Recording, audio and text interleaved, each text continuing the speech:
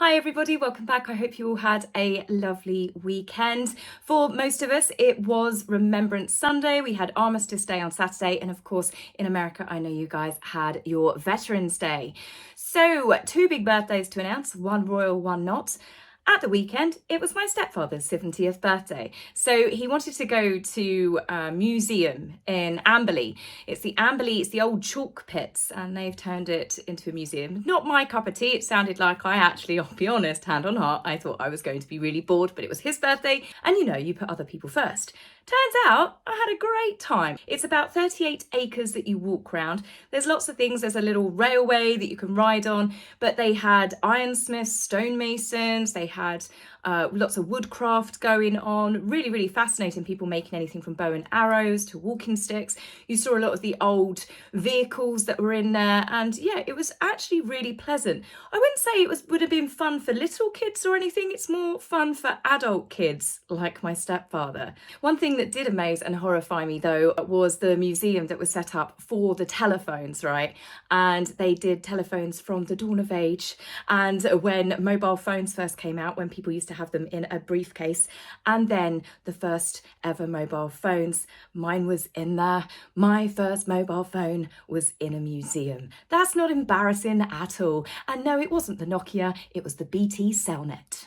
So aside having a reality check of how old I'm actually getting, we did have a lovely time, and I took my stepfather out for a meal in the evening with my husband. My mum unfortunately couldn't come, but happy birthday to my stepfather. Now it is slightly belated. But today is someone else's birthday. Today is King Charles's 75th birthday, and he started off a little early celebration, which was yesterday at the Highgrove Estate, which is the actual personal residence of the King and Queen. Charles looked like he was having an absolutely fabulous time, and this was just the start of his birthday celebrations, because he is reportedly this evening just having a private family meal with some friends. Nothing too big, not a big grand affair, and he's actually been working today. Now obviously during the day when I'm filming and I'm editing, all of the stuff and tributes are coming out at the moment for King Charles, so I will do a longer segment on King Charles's birthday and some of his achievements in videos that will be coming to you during the week. Now naturally with King Charles's birthday we had newspapers talking about Prince Harry, because it doesn't matter what the occasion is. It could be the Queen's Jubilee celebrations, it could have been Prince Philip's funeral, it can be the King's birthday, it could be Remembrance Sunday. They always find a way to make it about Prince Harry, and they said the King will be expecting a phone call from his second son over in America. Now, just by pure fluke, the elusive Meghan has recently been spotted, because of course she had to go out for a pap stroll on the day of the King's birthday. You can smell the desperation and that constant need for attention. Harry, however, decided to sit this one out. Perhaps he was on the phone to his father at the time I went to filming. But the fact that this small bit of information was released, that to me makes me think that it came from their camp, because why would Charles or any other members of the royal family decide to tell members that work for the press that Harry is going to be giving them a phone call? It only serves to benefit one particular camp, and it's not based in the UK.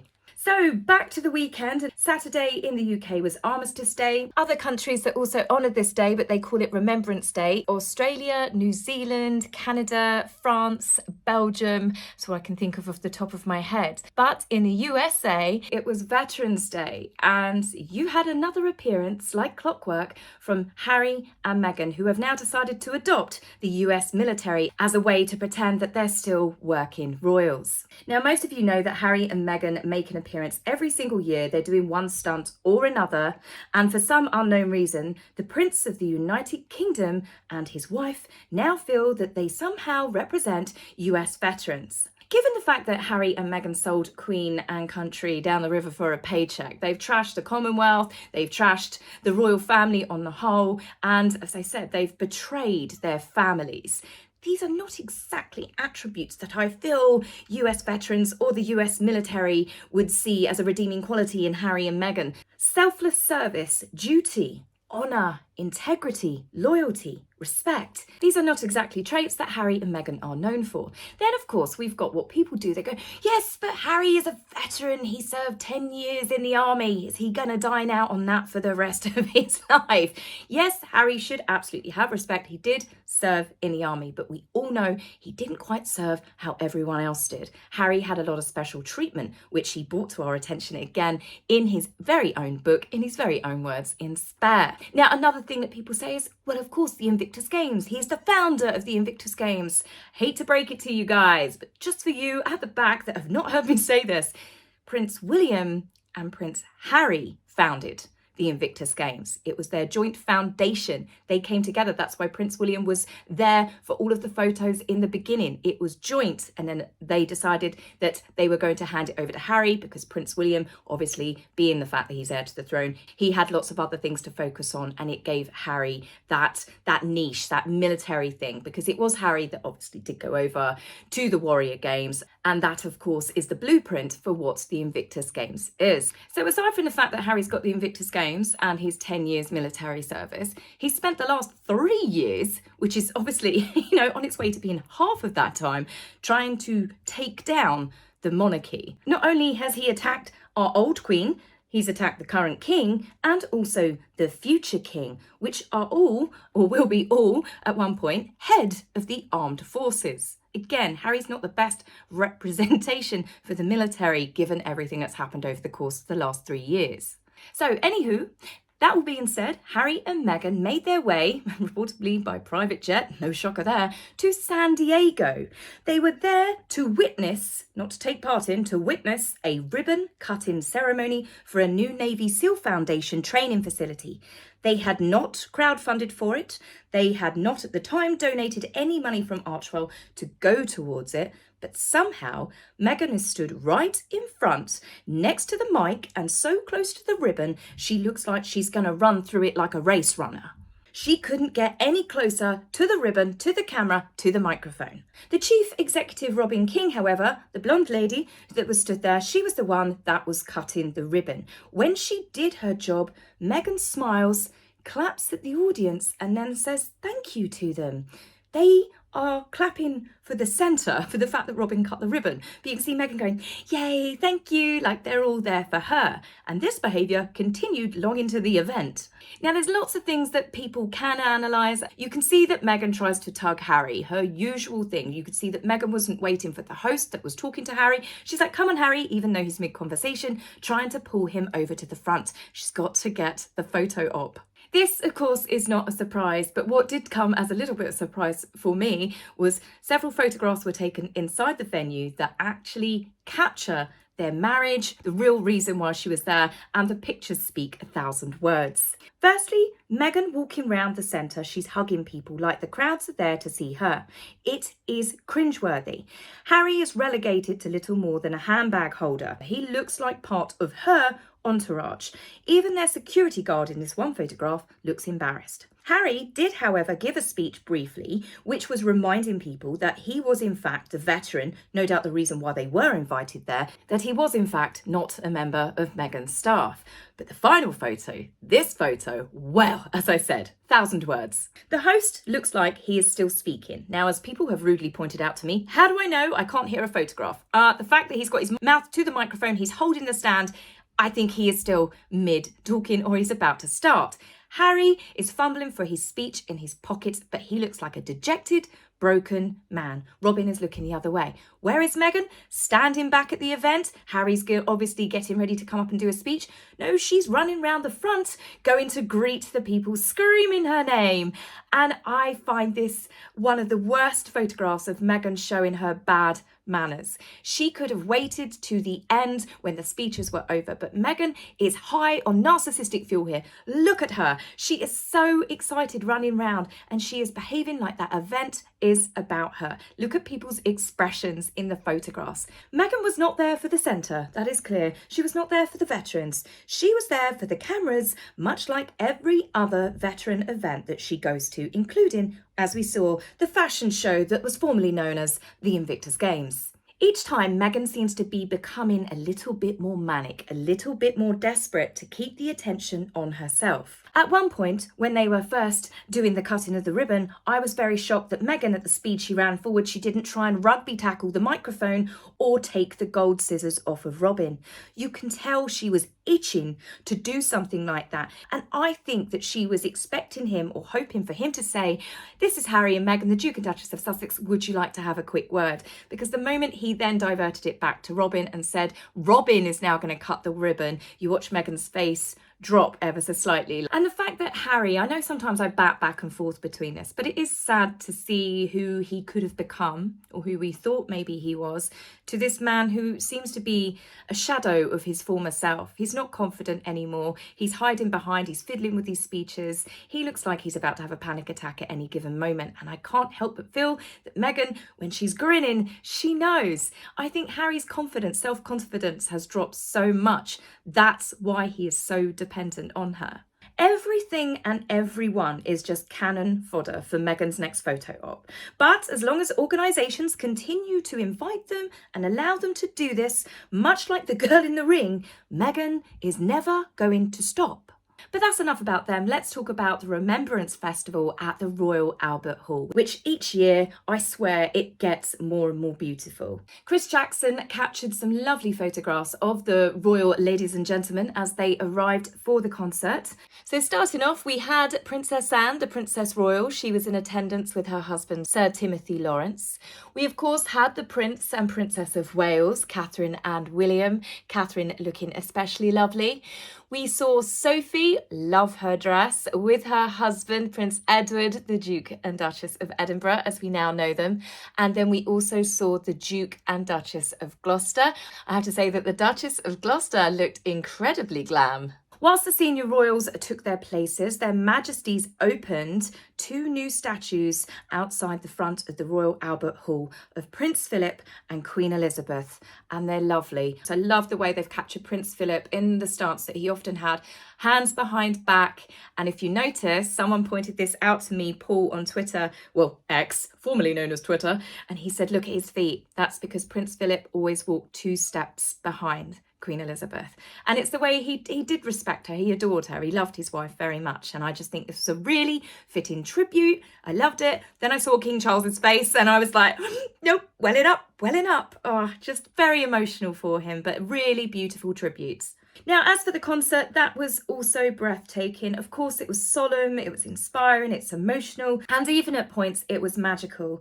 The stories told by the veterans and sometimes their family members always makes me cry every single year. But in a way, I'm crying tears of pride. These people, these human beings that gave their lives for us to have the freedoms that we do. As they say, they gave their yesterday so we could have today. And, you know, that's part of the remembrance. It's not just about the sadness and the loss. It's remembering the courage that these people had. It's those stories that need to stay alive to remind us. Now, in a spectacular moment that got me, as you guessed, very emotional again, they had the fall of the poppies. And honestly, I sat there, tears in eyes, but poppies just cascade down from the ceiling of the Royal Albert Hall and they flutter down and they land on everyone below. And you had scenes of it. I tried to find a video clip, unfortunately I couldn't, that I could share, but it's just, the photographs don't do it justice. And really, really beautiful, really emotional, just absolutely breathtaking. So I know a lot of people got annoyed with Harry and Meghan wearing the poppies. I must admit, I have no problem with Harry wearing a poppy. I do get irritated with Meghan wearing a poppy, but that's just because of all of the chaos and the damage that she caused to our royal family, to our queen. And there's something about, I think she just wears it as a fashion accessory. No real understanding or respect for what it truly symbolises, where I do think that deep down Harry still does. Now, Remembrance Sunday, this is another huge day in the royal family's calendar. It is where members of the royal family, senior politicians and various dignitaries all lay wreaths and pay their respects at the cenotaph. Over 10,000 veterans and 800 members of the armed forces take part in the march past the cenotaph. And I've got a clip here, some of the most British looking gentlemen that you have ever seen in your life. This is the Household Division. I don't know about you guys, I think you'll be with me now, but I think we should start a campaign to bring bowler hats back. Don't those gentlemen look completely dapper? There were, of course, some really lovely photographs taken of members of the royal family. Catherine and Camilla looked lovely as they were stood chatting on the balcony. Sophie, Duchess of Edinburgh, looked especially beautiful. She had a stunning dress coat on. I love the embroidery detail on this. I like the contrast of it almost looks like a charcoal against the black. Really, really pretty jacket. She was on a balcony, stood alongside the Princess Royal's husband, Sir Timothy Lawrence. Prince Edward, the Duke of Edinburgh, laid a wreath, and I'm so glad to see him looking a little bit fuller in the face. I've genuinely been worried about him because in recent months he had looked like that he had lost just that bit too much weight. I think it was the stress of obviously dealing with losing his mother and his father just a few years apart. I think he was really deeply affected, so it's nice to see him looking healthy. He looked really lovely as well when he came into the concert the evening before at the Royal Albert Hall. There was also a really striking photograph taken of Prince William when he was walking past his father. But it is an incredible photograph of the king and then the future king. Just almost it looks like they're face to face. So I really love this one. Now, when it comes to the wreath laying ceremony, all of the wreaths that are laid by members of the royal family, the politicians, they are all laid on behalf of organisations, various communities, armed forces, charities. And even the one that the king lays, His Majesty's, is laid on behalf of the nation, as it was his mother before him. So none of these wreaths are personal. So it got right up my nose again when I read that a few people felt that Prince Harry should have a wreath laid at the cenotaph on behalf of him, a personal wreath laid. Even when Harry was a working member of the royal family before Oprah, let's get back in a time machine, he never ever laid a personal wreath. They were always on behalf of someone else. So why should he now, after everything that he's done, bearing in mind he quit and he's done nothing but try and cause destruction to the royal family, the very reason that he even served, that he received medals and was given special military positions, it's all to do with his family. With his qualifications, I very much doubt he would have even got through Sandhurst officer training front gate. Harry left school with minimal qualifications. Harry got through Sandhurst, and as we know in his own words, as I said, he was given special preferential treatment by the army to make sure that he got through the training. And of course, we know that he was treated and heavily protected whilst he was out on the 2 tours of Afghanistan.